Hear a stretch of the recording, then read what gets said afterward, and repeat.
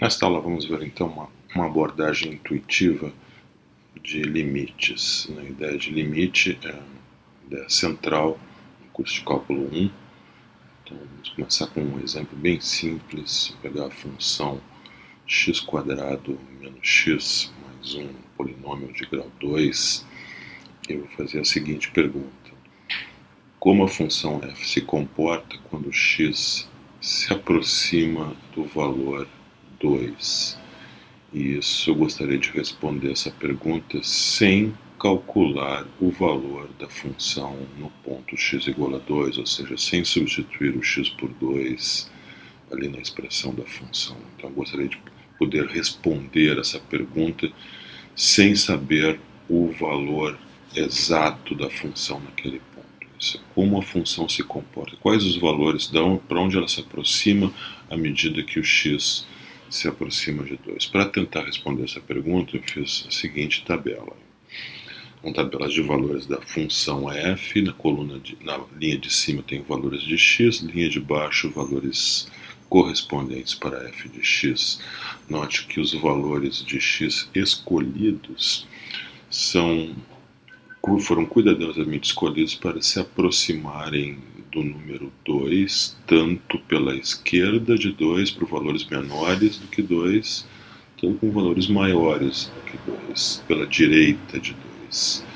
Então, os valores de x, você pode pensar como 2 ali está um ponto central, e eu vou me aproximar de 2 com os valores de x pela esquerda e pelo lado direito também. E aí temos os correspondentes valores para a função f. Então, minha pergunta seria: qual é o número que está faltando ali naquele quadradinho, e eu gostaria de responder essa pergunta sem substituir o x por 2 lá na função. Já disse que está proibido. Então, é um jogo. Imagina que a gente tem um jogo onde eu quero descobrir qual é o número que está faltando no quadradinho, e a única informação que você não tem a expressão lá da função, né? A única informação que você tem é a tabela. Então, a única coisa que você pode usar é a tabela. Então, se nós olharmos cuidadosamente o que está acontecendo ali, o número que está faltando ali, obviamente, é o 3. Né? Por quê? Porque os valores da função f de x ficam cada vez mais próximos de 3 à medida que escolhemos valores de x cada vez mais próximos de 2, tanto pelo lado esquerdo, tanto pelo lado direito de 2. Isso dá para ver claramente pelo gráfico da função. Aí fizemos o gráfico da função, é uma parábola, né? Um polínômio de grau 2, e à medida que o x se aproxima de 2, eu insisto, tanto pelo lado direito quanto pelo lado esquerdo, não dou preferência para nenhum lado, os valores da função se aproximam de 3. E essa informação eu posso obter sem substituir o x por 2. Quando isso acontecer, a gente diz então que o limite da expressão x² menos x mais 1, este limite é 3 quando x tende a 2. E a notação é essa. Então, limite de x² menos x mais 1, quando x tende a 2, ela é igual a 3. O limite da função f de x, da minha função f de x, que foi definido como sendo x² menos x mais 1. Então, o limite de f de x quando x tende a 2 é 3. De uma maneira geral, para um caso, uma função qualquer, se os valores da função f de x puderem ser tornados tão próximos quanto queiramos de um número L, desde que tomemos os valores de x suficientemente próximos de A, mas não iguais a A, né? O x nunca é igual a A, então vamos escrever isto, que o limite da função f de x quando x tende a A é igual ao número real L. Então, nessa notação, então leia-se: o limite de f de x quando x tende a A é L. De uma forma alternativa, podemos dizer também que f de x tende a L quando x tende a A. Então, aquela flechinha vamos substituir pela palavra tende. Então, f de x tende a L quando x tende a A. E o significado é o mesmo, né?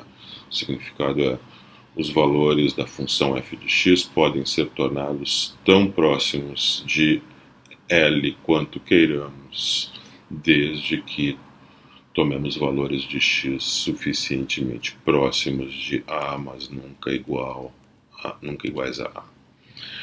Vamos ver através desse exemplo aqui. Vamos obter o valor do limite da expressão x menos 1 sobre raiz de x menos 1 quando x tende a 1.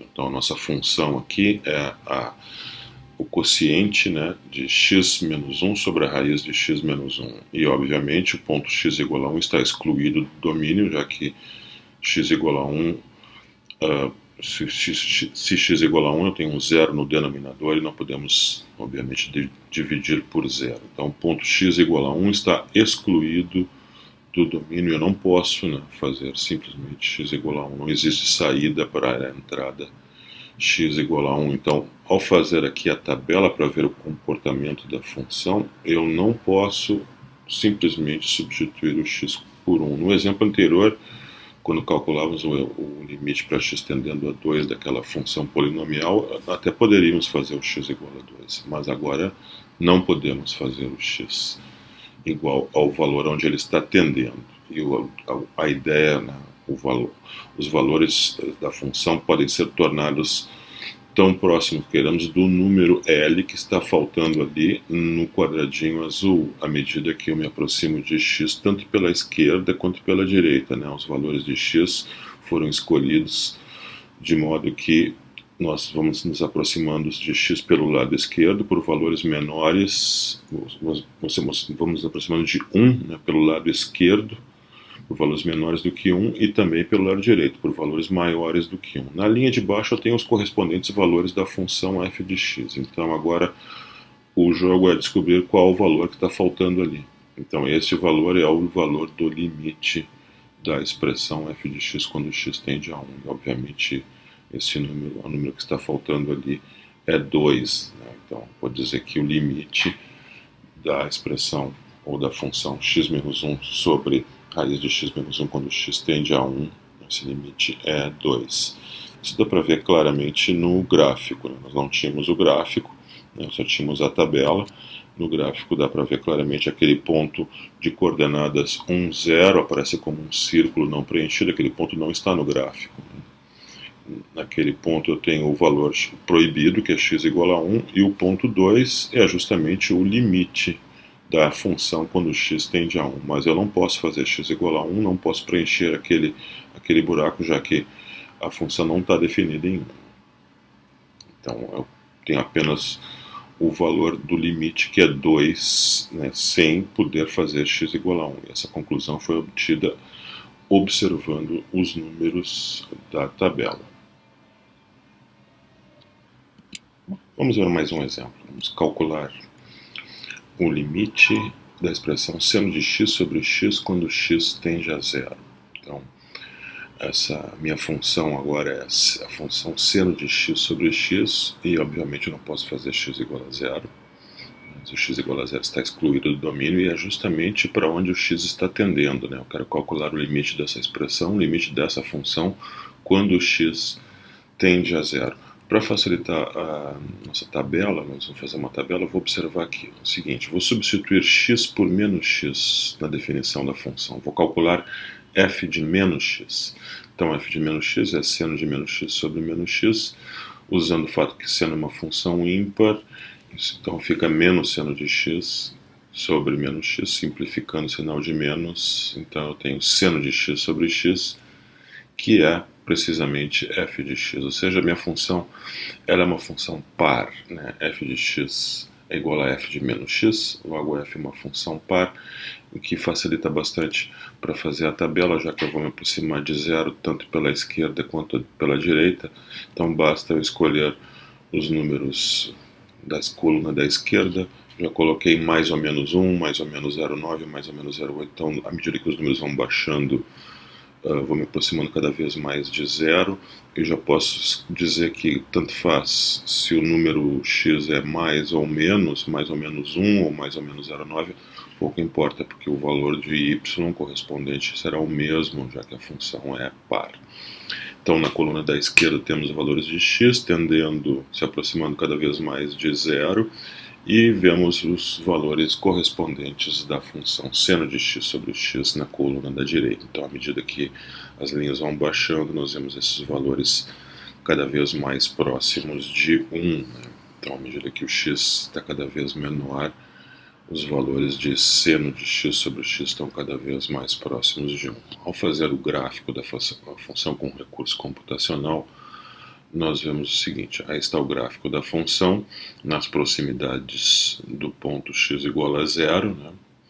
E aquele ponto ali, f de x, aquele ponto com coordenadas 0, 1, não está no gráfico, né? Aquele ponto com aquele círculo não preenchido não está no gráfico.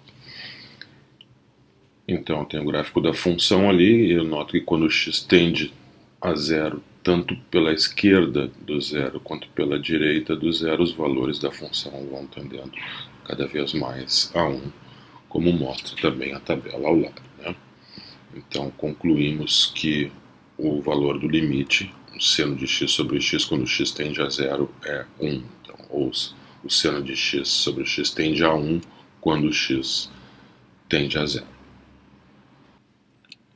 Vamos ver esse exemplo. Vamos considerar a função seno de π sobre x para x diferente de zero, né? Obviamente o x igual a zero está excluído do domínio, e vamos perguntar justamente aí, perto do ponto x igual a zero, qual o comportamento da função f de x, ou seja, qual o comportamento de f de x quando x se aproxima de zero. Em outras palavras, eu gostaria de tentar calcular o limite da função seno de π sobre x quando x tende a zero. Então eu vou fazer uma tabela de valores, né, onde na coluna da esquerda, bem da esquerda, eu considero valores de x cada vez menores, se aproximando de zero, tanto à direita quanto à esquerda, né, mais ou menos 1, mais ou menos 0,1, mais ou menos 0,01 e assim por diante. Depois na coluna central, só para ter uma visualização básica da função, o termo π sobre x, que é o argumento do seno, né? E na coluna bem da direita os valores propriamente ditos, os valores da função, né? Que são os números que interessam aqui no caso.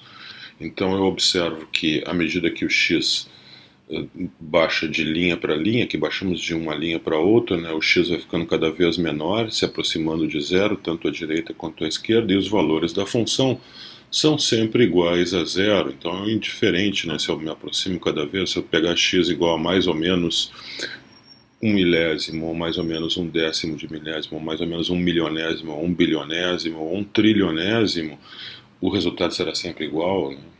Sempre será zero, né? Porque o seno de um múltiplo de π, né, é zero, né? Isso que vai acontecer. Então poderia concluir desta tabela, e pelos pontos que eu escolhi, né, eu deveria concluir que o limite do seno de π sobre x, quando x tende a zero, é zero, porque todos os valores que eu escolhi foram zero, né?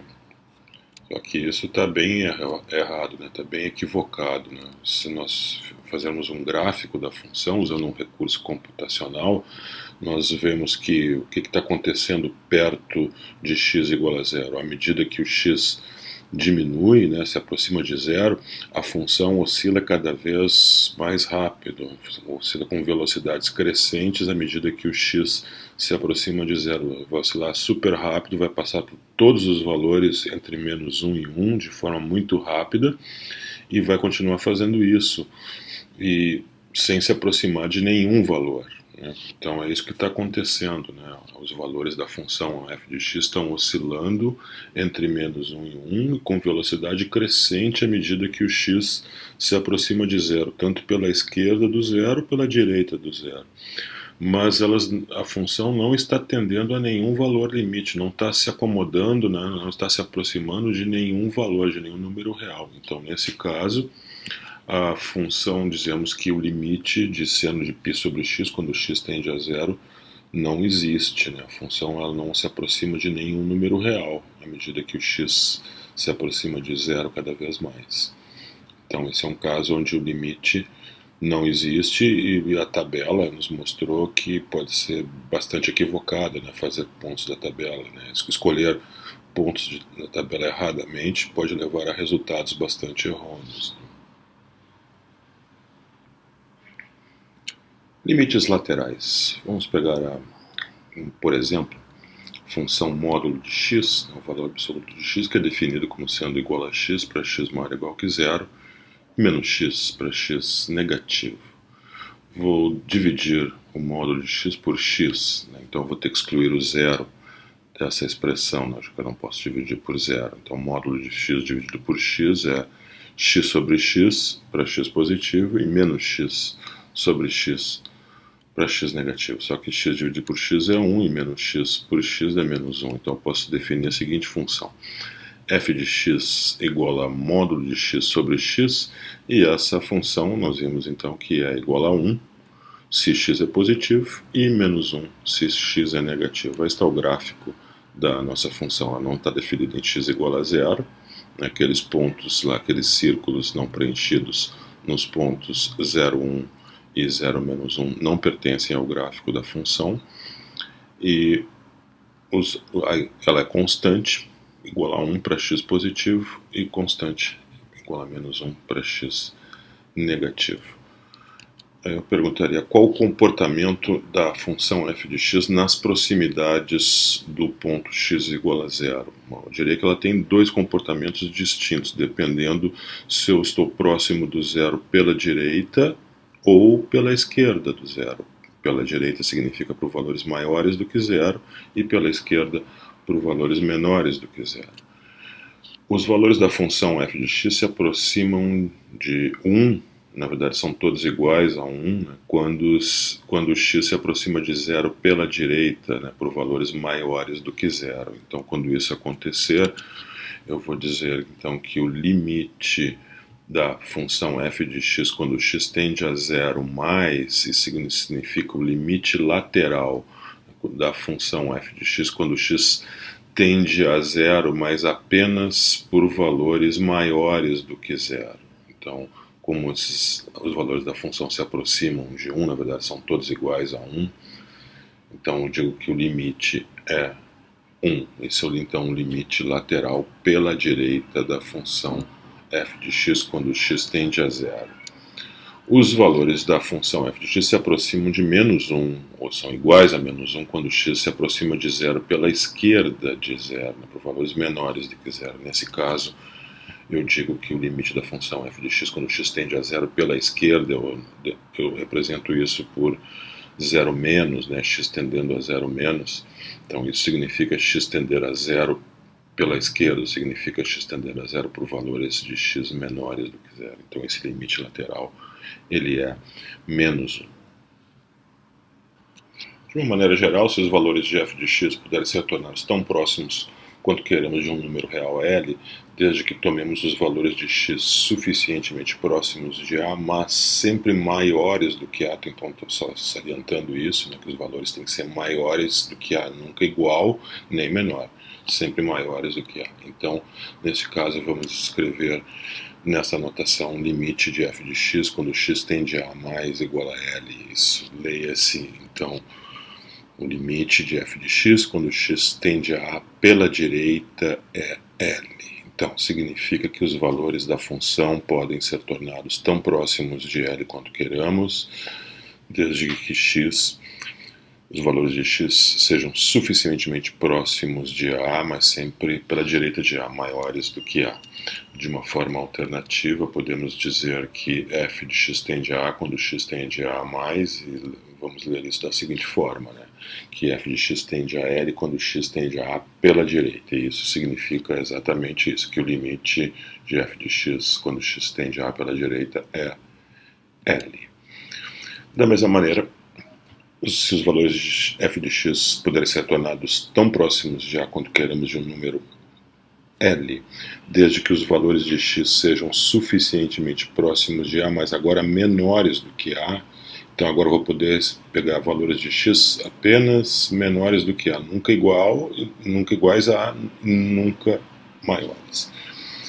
Então, neste caso, vamos dizer então que o limite de f de x quando x tende a A menos, então essa é a notação, x tendendo a A menos, então vamos ler essa expressão da seguinte forma: limite de f de x quando x tende a A pela esquerda é L.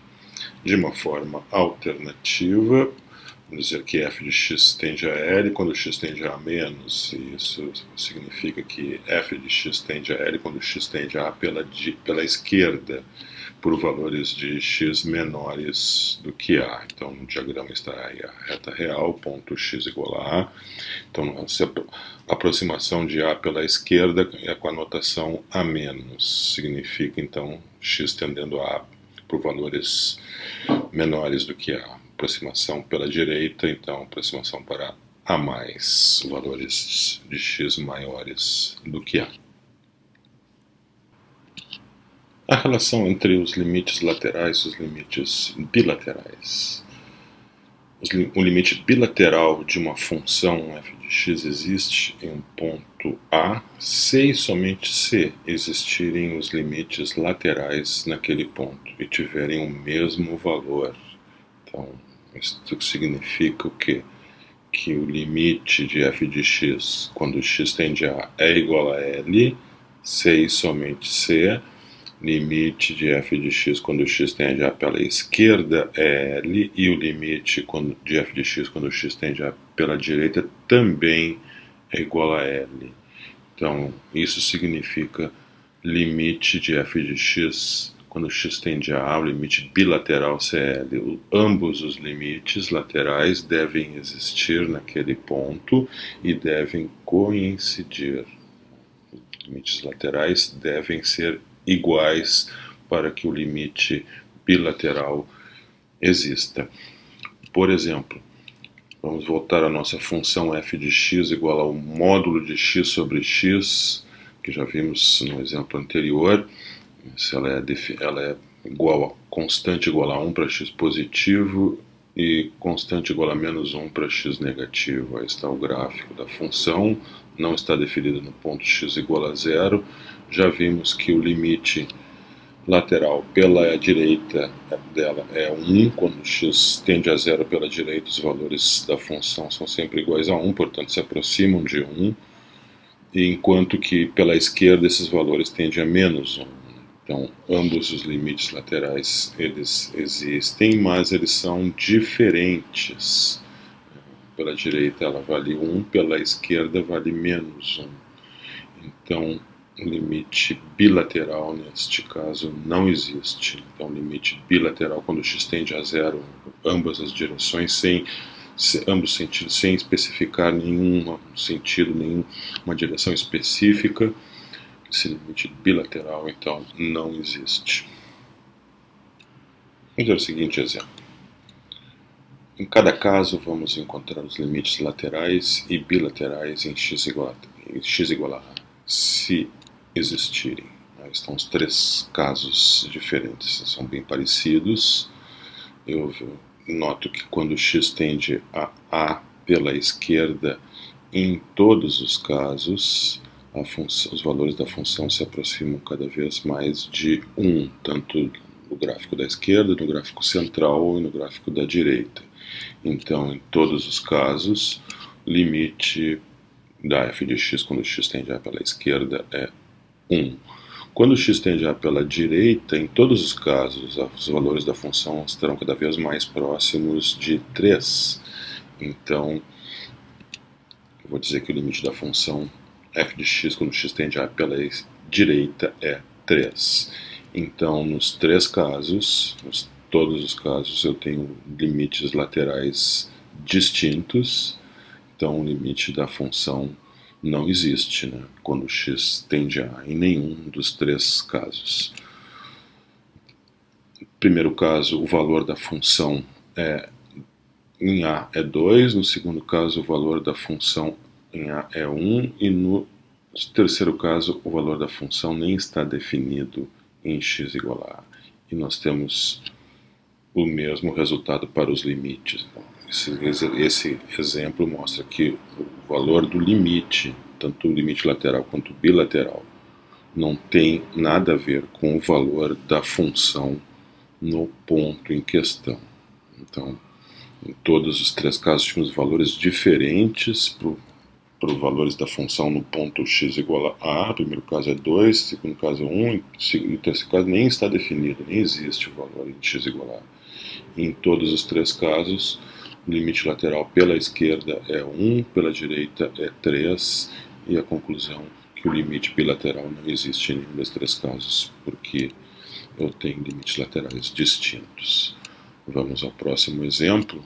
Então, mesma coisa, em cada caso vamos encontrar os limites bilaterais em x igual a se eles existirem. Então, os três casos, e nós vemos que nos três casos o limite, quando x tende a pela esquerda, tanto no gráfico da esquerda quanto no central quanto da direita, os valores da função vão se aproximar cada vez mais de 2, então para x tendendo a pela esquerda a função tende a 2.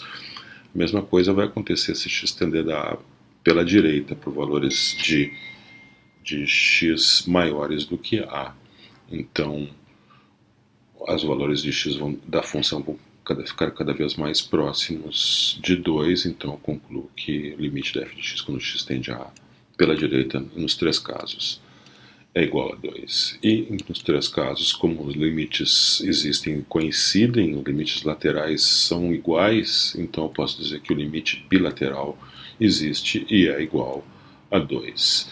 Note que no primeiro caso, no primeiro gráfico, a função não está definida em A, então f de A não existe. No segundo caso, f de A é igual a 3, e no terceiro caso, f de A é igual a 2. Então, isso diz que o limite, mais um exemplo, né, que o limite, os valores do limite, tanto lateral quanto bilateral, não tem nenhuma relação absoluta, nenhuma relação com o valor da função no ponto onde x está tendendo, tanto pela direita, quanto pela esquerda, quanto sendo o limite bilateral. No primeiro exemplo, nós vimos o caso onde o limite não existe em nenhum dos três casos, e agora no segundo exemplo, onde o limite existe, é igual a 2, e eu tenho três casos distintos para os valores da função, um já f não está definida, o outro onde a função vale 3 e a outra função vale 2, então essa informação, o valor da função no ponto em questão não influencia em nada a existência do limite, nem o valor dele, sendo ele lateral pela direita, pela esquerda ou bilateral. Limites infinitos. Vamos pegar uma função conhecida aqui, a função 1 sobre x. O gráfico é uma hipérbole com dois ramos. A função não está definida em x igual a 0. E eu noto o seguinte, quando x se aproxima, pelo gráfico eu estou vendo isso, né? Quando x se aproxima de 0 pela esquerda, né, os valores da função f de x, os valores de 1 sobre x, eles vão ficando cada vez menores, e os valores vão decrescer sem nenhuma cota, sem nenhuma limitação. Neste caso, então, eu vou dizer que o limite de 1 sobre x, quando x tende a 0 menos, quando x tende a 0 pela direita, ele não existe. E uma maneira bem particular de dizer que o limite não existe e representar esse tipo de comportamento que a função está decrescendo sem nenhuma limitação, sem nenhuma cota, é dizer que esse limite é menos infinito. Então eu digo que o limite de 1 sobre x, quando x tende a 0 pela esquerda, é menos infinito. Por quê? Porque os valores de 1 sobre x estão decrescendo sem cota, sem nenhuma limitação, à medida que o x tende a 0 pela esquerda. Se eu observar o comportamento pela direita do zero, eu tenho um comportamento bastante diferente. O que está acontecendo? À medida que o x se aproxima de 0, os valores da função estão crescendo sem cota. Então, eles crescem sem nenhuma limitação. Então, neste caso, eu vou dizer que o limite de 1 sobre x, quando x tende a 0 mais, ou quando x tende a 0 pela direita, é mais infinito. Isso é uma maneira particular de representar esse tipo de comportamento. O limite não existe, não está se aproximando, os valores da função não estão tendendo a nenhum número real, né, nesse caso. O mais infinito não é um número real, então eles não estão se aproximando de nenhum número. Mas, ao mesmo tempo, eu posso estabelecer esse tipo de comportamento, né, que a função está crescendo sem nenhuma cota, sem nenhuma limitação, à medida que o x está tendendo a zero pela direita. Aqui está uma tabela, onde na linha de cima os valores de x, o zero é o ponto central, então vou me aproximando de x igual a zero pelo lado esquerdo por valores negativos e pelo lado direito por valores positivos. Então, à medida que os x se aproxima do zero, o que acontece com a função 1 sobre x depende do lado, né? Depende se eu estou do lado esquerdo ou do lado direito. Do lado esquerdo a função vai decrescer sem cota, então estou vendo os valores aí menos 1, menos 10, menos 100, menos 1000, menos 10.000, o próximo valor é menos 100.000, menos 1 milhão e assim por diante, né? À medida que o x vai se aproximando cada vez mais do zero sem nunca chegar no zero, né? Então os valores vão decrescendo cada vez mais, então eu digo que o limite lateral pela esquerda da função sobre x é menos infinito. Pela direita o comportamento é oposto, né? Pela direita do zero os valores vão crescendo, né? 1, 10, 100, 1000, 10.000, no próximo caso seria 100.000, depois 1 milhão e assim por diante.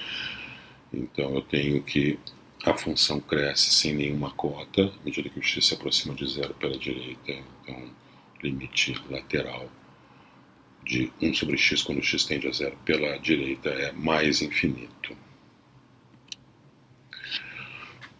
Para finalizar, eu digo que os símbolos mais e menos infinito, eu vou enfatizar, já tinha colocado isso, né, que esses símbolos não são números reais, né, eles são simplesmente descrevem maneiras particulares pelas quais os limites não existem, né, os limites deixam de existir. Então não vamos cometer o erro de manipular esses símbolos usando regras da álgebra, por exemplo, subtraindo mais infinito menos mais infinito e colocando isso igual a zero. Isso não faz o menor sentido, está bastante equivocado, né? Então fazer esse tipo de coisa está bem errado, né?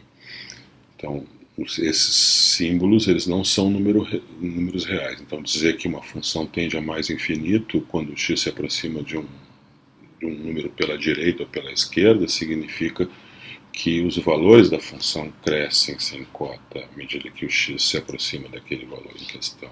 Para o menos infinito, a função decresce sem cota. De uma maneira geral, para uma função qualquer, as expressões limite de f de x quando x tende a menos, né, ser igual a mais infinito, e limite de f de x quando x tende a mais ser igual a mais infinito, significam que a função f de x cresce sem cota quando x tende a pela esquerda ou pela direita no segundo caso, respectivamente, né? Se ambas são verdadeiras, então vamos escrever que o limite bilateral da função quando x tende a sem especificar agora o sentido, esse limite é mais infinito. Então, nesse caso, os valores da função crescem sem cota à medida que o x tende a tanto pela direita quanto pela esquerda. Analogamente, as expressões limite de f de x quando x tende a menos é menos infinito e limite de f de x quando x tende a mais é menos infinito significam que a função f de x decresce sem cota, sem nenhuma limitação, quando x tende a pela esquerda ou pela direita, respectivamente. Se ambas são verdadeiras, então se ambos os limites laterais têm o mesmo comportamento, no caso menos infinito, então vamos escrever que o limite da função quando x tende a sem especificar sentido, o limite bilateral nesse caso então é menos infinito. Então significa que os valores da função decrescem sem nenhuma limitação, eles decrescem sem cota à medida que o x se aproxima de A indistintamente se for pela direita ou pela esquerda. Vamos ver este exemplo então. Em cada caso vamos escrever os limites em x igual a na notação apropriada. Então estão os 4 casos, as 4 funções. Primeiro caso, o gráfico bem da esquerda, a função é 1 sobre x menos a. Quando x tende a pela esquerda, a função decresce sem cota. Então, o limite pela esquerda, quando x tende a menos, é menos infinito. Quando x tende a pela direita, a função cresce sem cota. Então, o limite quando x tende a pela direita x tende a menos é mais infinito, como o comportamento pela direita e pela esquerda o comportamento é distinto, né? Pela esquerda a função tende a menos infinito, pela direita tende a mais infinito, nada posso afirmar para o limite bilateral. Segundo caso, a função é 1 sobre x menos a ao quadrado. Então, pela esquerda a função tende a mais infinito e pela direita também. Em ambas direções a função cresce sem nenhuma limitação, sem nenhuma cota. Então agora o limite bilateral tem o mesmo comportamento. Então eu vou designar esse comportamento como mais infinito, mais uma vez, né? Então, terceiro caso. A função é menos 1 sobre x menos a. Pela esquerda a função cresce sem nenhuma cota, o limite é mais infinito. Pela direita ela decresce sem cota, o limite é menos infinito. Não há coincidência de comportamentos, então nada posso afirmar para o limite bilateral. Quarto caso, o limite pela esquerda de a é menos infinito e pela direita também. Então, o limite bilateral também é menos infinito neste caso.